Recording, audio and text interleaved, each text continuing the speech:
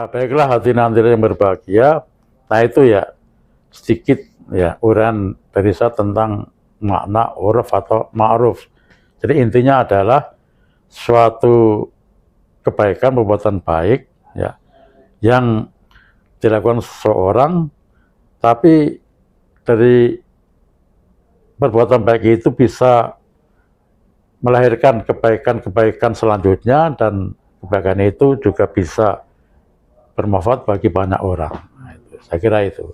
Baik, jadi kalau saya tangkap Pak, ini terkait dengan al-urf ini apakah dulu ketika zaman Nabi ada nggak contoh konkret terkait dengan al-urf ini, sehingga itulah yang bisa menjadi patokan pegangan bagi kita sebagai penerusnya itu. Kira-kira dalam kasus apa gitu sehingga kalimat itu bisa kita rangkai menjadi sebuah pemahaman baru. Baik, terima kasih Pak Ustadz Ghafur ya. Ya sebenarnya begini, jadi apa yang kita anggap itu dulu pada zaman Nabi itu belum ada, tapi sebenarnya pada zaman Nabi sahabat itu sudah ada. Ya hanya saja ya mungkin kita belum bisa merumuskan secara jelas, atau mungkin istilah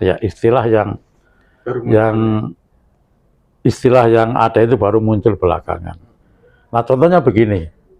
Contohnya ya, ketika Al-Quran turun ya dalam waktu kurang lebih 22 tahun kan di Mekah dan Madinah setelah berangsur-angsur. Nah, di situ kan juga sudah ada uruf, sudah ada ma'ruf, baik oleh Nabi maupun oleh sahabat. Jadi prosesnya itu kan oleh Jibril ya, setiap wahyu berupa ayat itu kan dibacakan oleh Jibril langsung di hadapan Rasulullah. Rasulullah mendengarkan, kemudian menghafal, ya diingat, terus kemudian disampaikan pada para sahabat.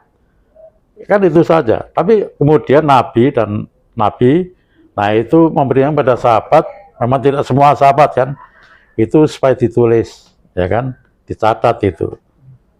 Nah, itu terus kan begitu. Jadi setiap ayat itu dicatat. Bahwa proses pencatatan itu kan tidak termasuk ini kan, tidak termasuk apa yang diperintahkan oleh Jibril. Jadi itu di luar proses wahyu itu.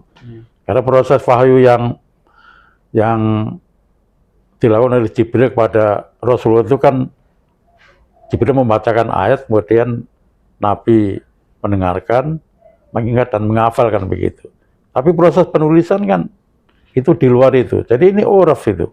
Jadi itu inovasi kan, kreasi dari Nabi kepada sahabat, dan kemudian setelah Nabi wafat, kan Al-Quran itu ya meskipun sudah tertulis kan, itu kan masih berupa soifah, tulisan-tulisan yang masih tersebar kan, yang lembaran-lembaran itu. Nah, kemudian oleh para sahabat, oleh Khulafa Rasyidun kan sebagai pengganti Nabi dari semenjak Sayyidina Abu Bakar, Sayyidina Umar. Nah, puncaknya pada Sayyidina Utsman kan, itu Al-Quran berhasil dirumuskan, dibukukan kan menjadi satu buku. Nah, itu kan sebenarnya itu proses uruf, itu ma'ruf itu. Bahkan termasuk oleh para ulama ya setelah sahabat kan, mungkin termasuk tabi'in, bahkan tabi'in, itu kan kemudian ada kreasi ya bentuk huruf itu.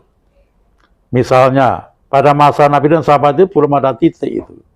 Nah, kemudian oleh ulama ya setelah sahabat itu baru diciptakan titik. Nah, dengan titik kita bisa membedakan mana nun, ya kan, mana ba, mana ta, mana sa, mana ya gitu. Kalau nggak salah namanya Abul Aswad Adu Ali ya gitu ya itu. Nah, ini contoh ya, contoh uruf atau ma'ruf yang dilakukan Nabi, sahabat, dan diteruskan kan oleh tabiin dan tabiin. Ah itu Ustaz Ghafur ya itu. Nah, ini kan konteksnya kalau bicara tentang contoh terkait dengan penulisan Al-Quran itu kan sesuatu yang sifatnya baru, Pak ya. Ya. Bagaimana, ada nggak contoh atau mungkin ada nggak perbedaan antara al-urf dalam konteks zaman Nabi itu dengan al-adah atau kebiasaan itu? Kira-kira bagaimana? Ya, jadi gini ya. Sebenarnya al-urf dan al-adah itu ada persamaannya. Al-adah itu dari kata ada kan. Ya. Ada kan, ada yang utuh kan, autan, adatan, bahkan aitan kan itu. Kan kembali, menengok kembali. Jadi mengulang-ulang suatu perbuatan itu. Itu begini. Nah, ada ulama yang apa itu menggambarkan ya sosok Nabi itu dari dua sisi. Ya. Jadi Muhammad sebagai Nabi dan Ar-Rasul. Nah, sebagai Nabi dan Ar-Rasul ini tentu dikaitkan dengan turunnya wahyu kan, berupa Al-Quran. Nah, kemudian juga dengan terciptanya hadis kan. Nah, ini berupa perkataan, perbuatan, dan kebijakan takdir dari Nabi. Nah, sisi lain adalah Muhammad sebagai Al-Bashar. Nah, sebagai manusia biasa yang tentu terkait dengan situasi kondisi setempat, dengan lingkungan, dengan adat, dengan kebiasaan. Nah, jadi yang pasti bahwa Muhammad itu dilahirkan di Mekah. Mekah itu secara tradisi, secara budaya ini kan tradisi budaya Arab kan, ya pakai bahasa Arab, mungkin tata cara makan, pakaian itu, termasuk apa yang dimakan, termasuk lingkungan alam itu kan Arab. Nah ini masuk kategori al-adah itu. Nah artinya bahwa al-adah ini terkait dengan ya sesuatu yang ya sebenarnya semua manusia ya, termasuk Nabi sebagai Al-Basari itu juga terikat dengan al-adah, dengan adat istiadat budaya di mana beliau itu lahir, hidup dan meninggal gitu loh. Nah tentu ya al-adah di sini adalah suatu perbuatan yang biasa dilakukan, bahkan turun-temurun, ya tentu memang harus sesuai dengan ajaran Al-Quran dan Al-Hadis itu. Karena tidak semua adat ya bangsa Arab itu semuanya itu bisa diterima oleh Al-Quran. Misalnya kebiasaan at-tabani, ya mengangkat anak, ya. Kalau dalam tradisi Arab itu, ya mengangkat anak itu hanya begini loh, anak angkat itu jangan sebagai anak kandung, dia dapat warisan, ya kan. Nah kemudian terkena hukum ini kan, hukum muhrim kan, gitu ya. Nah ini yang kemudian ditolak oleh ajaran Islam, diluruskan itu, bahwa Islam itu tidak mengenal anak angkat. Yang namanya anak itu tetap karena hubungan asam, hubungan darah. Jadi meskipun misalnya ada seorang bayi kan, kemudian dia dipelihara oleh suami istri. Ketika bayi itu nanti dewasa, kalau bayi itu perempuan ya, yang berhak menjadi wali itu bukan bapaknya, orang tua angkatnya, jadi bapak kandungnya. Tetap saja itu dia posisi sebagai orang lain. Dan nanti orang tua yang mengangkat ya, yang mengasuh dari kecil sampai dewasa, itu juga tidak boleh ya memberikan harta warisan. Berarti dalam konteks itu bapak angkat itu bisa menikahi anak angkat itu? Bisa. Nah, itu kan makanya kan ada ini kan, ada contoh dari Nabi ketika Rasulullah menikahi Zainab kan. Zainab itu istrinya anak yang pernah diangkat oleh Nabi kan, dipelihara, diasuh Nabi dari kecil sampai dewasa, yaitu Zaid bin Harithah. Nah, gitu. Nah, jadi ketika Zainab dicerai oleh Zaid bin Harithah, kemudian dinikah oleh Nabi. Nah, ini juga sekaligus ya bukti empiris bahwa anak angkat itu tetap orang lain ya posisinya. Nah, sehingga mantan istri anak angkat itu boleh dinikah oleh bapak angkatnya.